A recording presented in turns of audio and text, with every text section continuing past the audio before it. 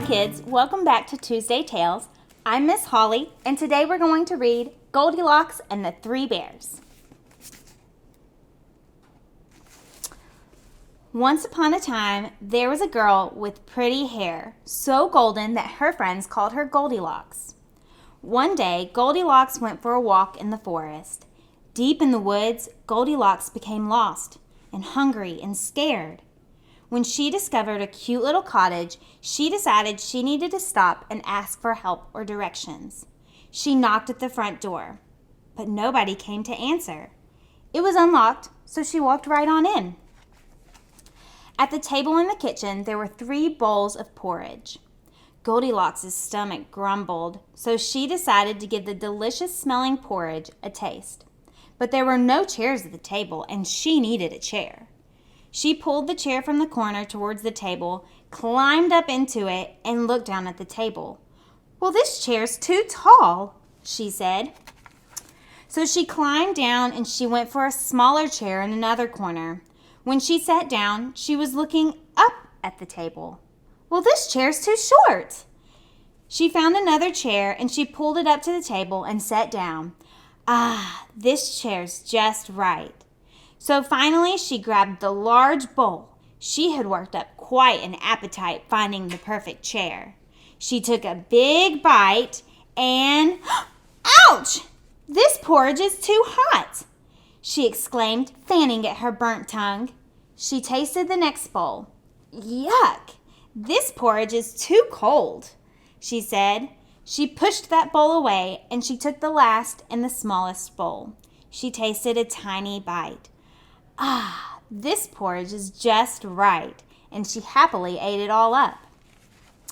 Once she ate all the food, Goldilocks was so tired, she decided she would just have to take a nice little nap until the family came home and helped her find her way out of the forest. She went upstairs and found 3 beds in the center of the room. She ran and jumped on the first bed. "This bed's too hard." So she went to the next and she crawled in and started to sink into the mattress. "This bed is too soft." So finally she went to the last bed. "Ah, this bed's just right for me." She covered up and fell fast asleep.